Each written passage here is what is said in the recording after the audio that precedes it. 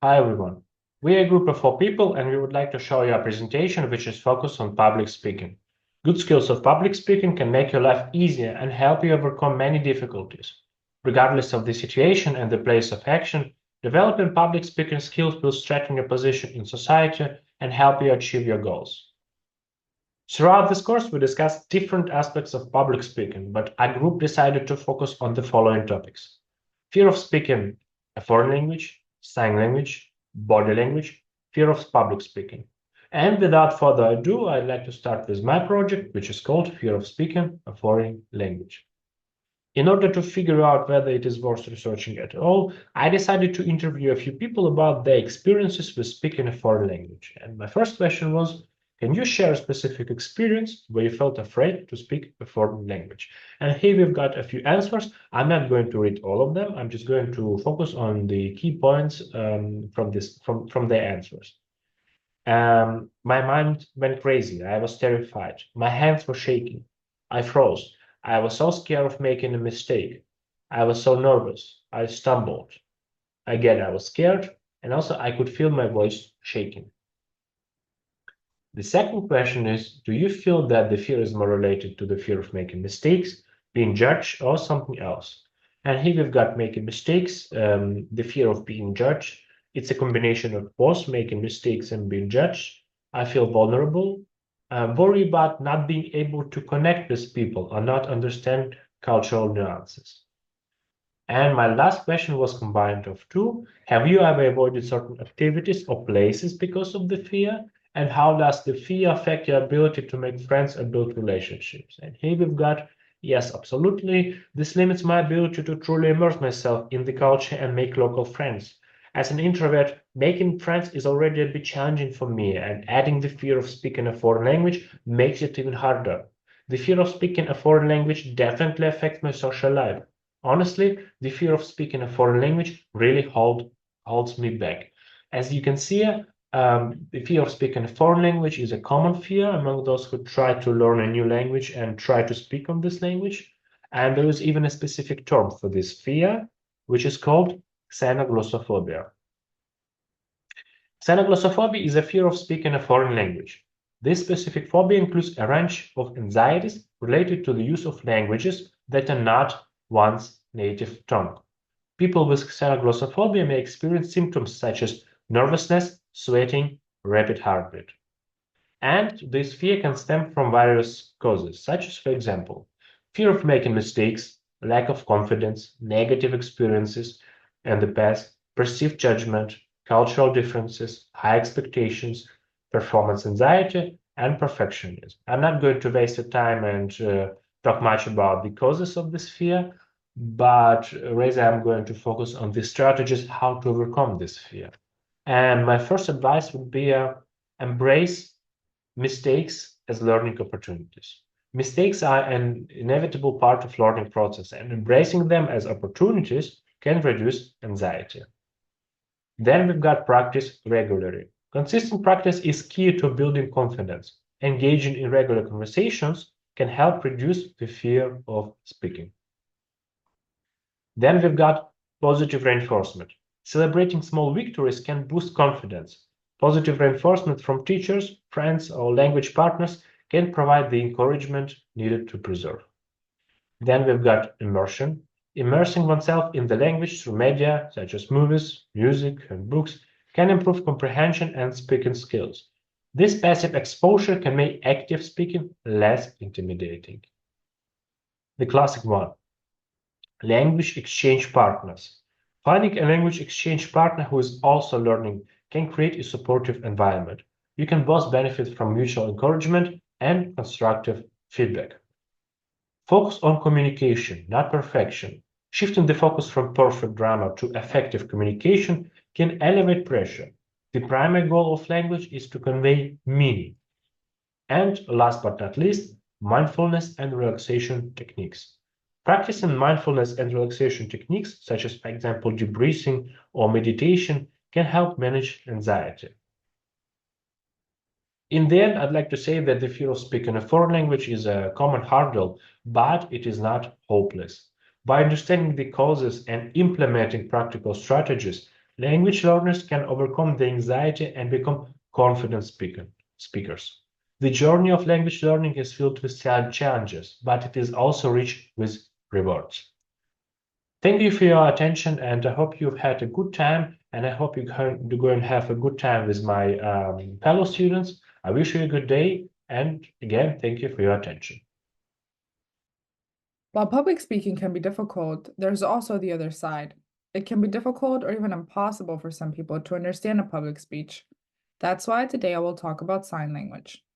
First of all, I'm going to talk about the importance of having a sign language interpreter during a public speech. After that, I will present some of the difficulties that come with that. Later, I will talk about some of the proposed solutions. And at last, I will present the advantages of one of the proposed solutions. Obviously, it's important to have a sign language interpreter during your speech because it ensures that a deaf person can access and understand the content that is being presented. It also makes it easier for hard of hearing people to understand, and it promotes inclusivity and equality and avoids frustration that can be caused because of exclusion. Having a sign language interpreter during your speech may be to your advantage though as well, because it makes sure that your speech reaches a wider audience and therefore increases its impact and effectiveness. Furthermore, it demonstrates respect and awareness of the deaf community, and it shows that you value diversity and that their inclusion is important to you.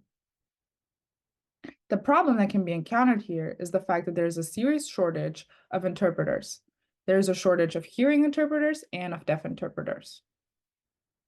Nowadays, there are laws that require sign language provision in public settings, such as on TV or in health and legal situations, and interpreters have to undergo a training, but there's a serious shortage of actually qualified and experienced interpreters.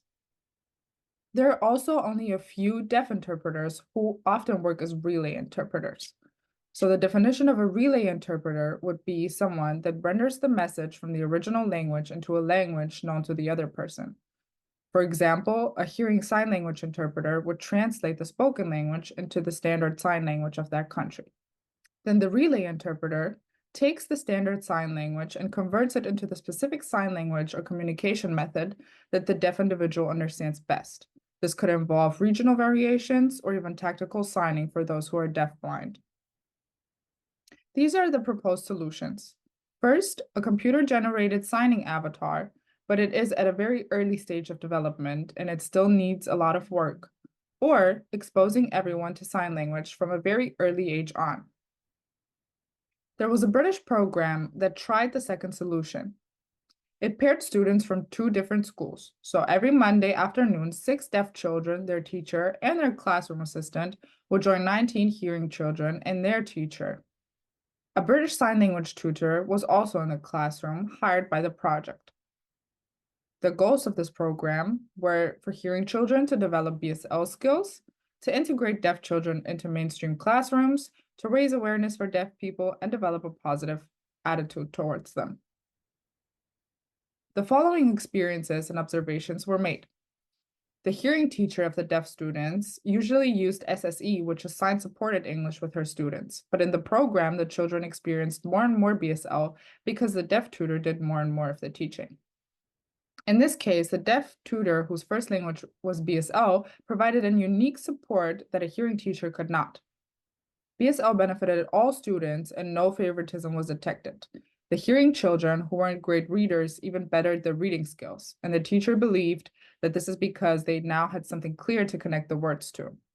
Some children even improved their math skills because of the visual aspect of BSL. BSL even helped the children who had trouble concentrating because now they were not able to just dreamily listen, but they actually had to pay attention to the signing without speech, or otherwise they would miss the message. Communication between the deaf children and the hearing children was enabled. This was seen in a conversation they had about their Christmas gifts.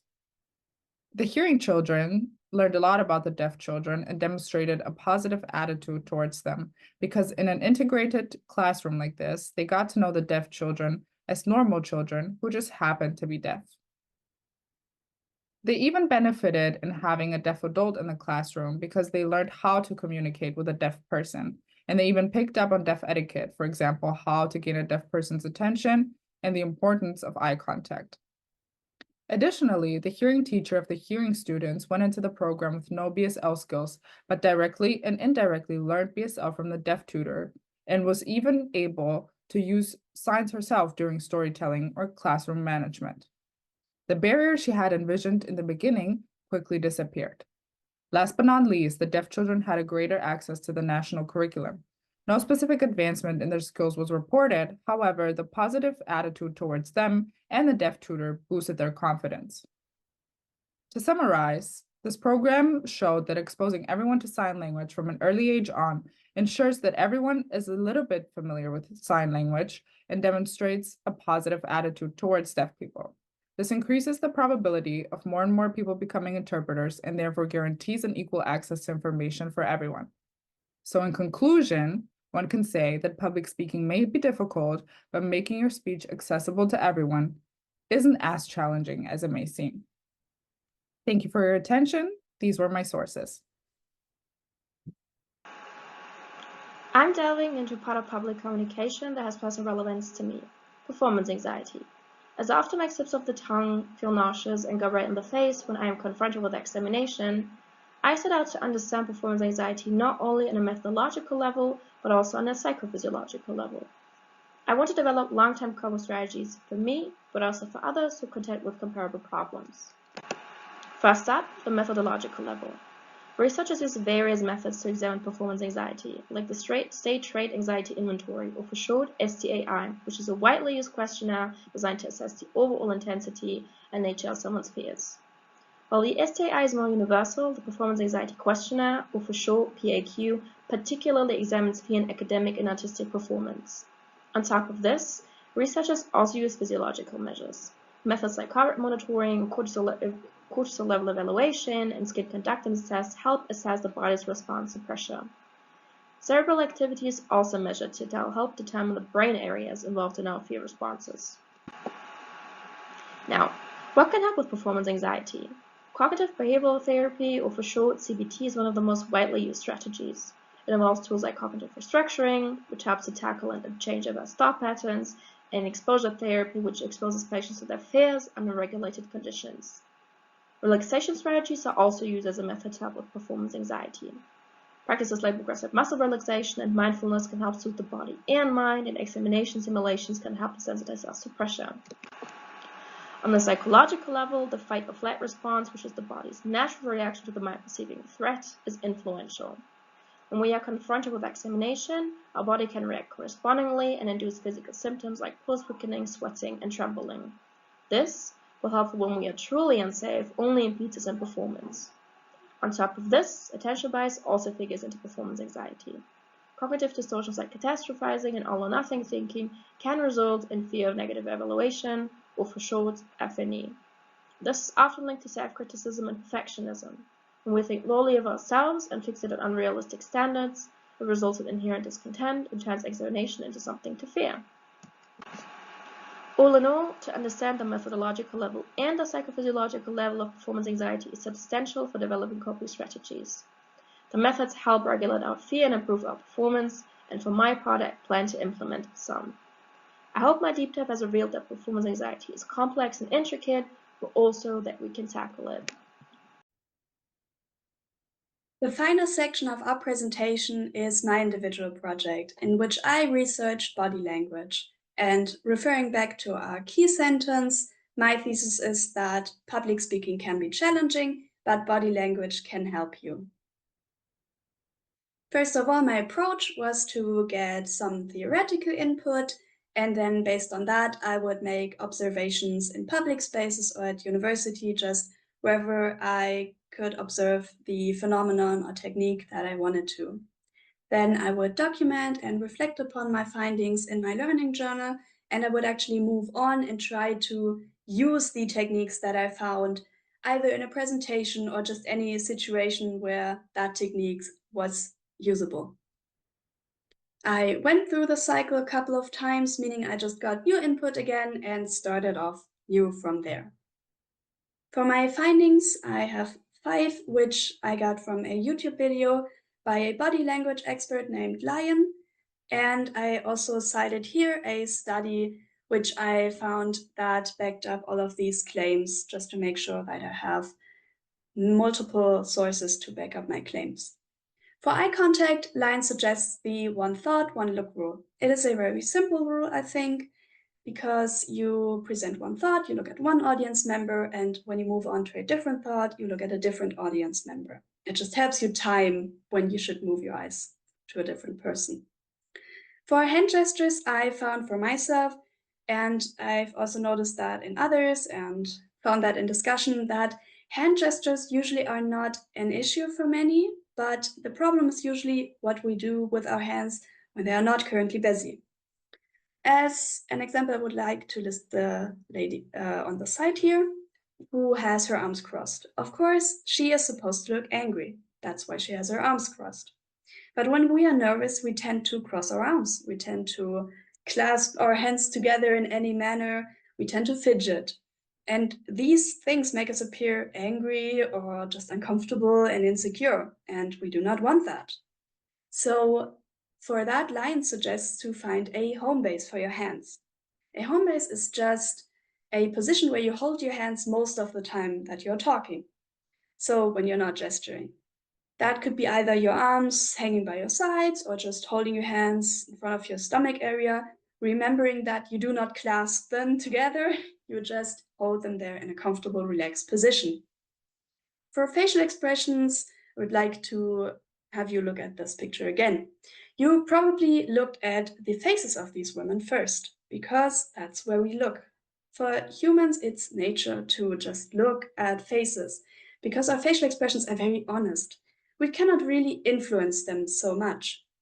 But that also means that we do not have to influence them, because your best facial expressions are authentic facial expressions. If you know what you're talking about, if you're interested in your topic, and if you feel, at least to a certain degree, comfortable and confident, then your facial expressions will do the work and they will be totally fine. When it comes to posture, I do have to admit that I kind of glossed over the basics. The basics, of course, being that you should stand tall with your feet slightly apart and one slightly in front of the other, and you should change your position from time to time. I glossed over these because I found that many people already know them. But especially the last point, I would like to preface that I think it is counterproductive to think that you have to change your position. Because if you have a comfortable standing position, I think it is totally fine to stay there in that position and just do your facial expressions and your hand movement, do the work. Because if you move and you have a clear purpose for that, that is usually totally fine, and people usually also feel comfortable doing that. A purpose being you walk to the board because you want to write something. That is perfectly fine and perfectly comfortable for most people. If you feel forced to change your position, however, you might just wander around the stage and just appear confused and less confident. Lastly, for pauses, now this might not sound like a body language topic, but I do not want to focus on the pauses, but actually what we do with that pause. So if you make a particularly striking statement and you leave a pause for the audience to just take in that statement, you might accompany it with a slight nod or maybe a little smile. And as we have learned in our seminar, we tend to mirror each other's body language. So the audience might actually mirror that smile or that little nod back at you. And you as a presenter feel more encouraged to keep presenting because, oh, people are actually paying attention to you and you can see that they're engaged and that they are encouraging you to keep going. These are my sources. I did not reference all of these in this presentation, but I just wanted to list them in case anyone actually wants to look further into them and into the topic in general. And of course, as I mentioned, this was all of it for our presentation in general. I really hope that we could actually convince you that while public speaking has its challenges, it is totally possible. There are so many techniques to learn and to use for your advantage. And I'm sure that anyone who wants to learn can actually manage to engage in any public speaking endeavors that they would like to. Thank you so much for listening, and I hope you have a great day.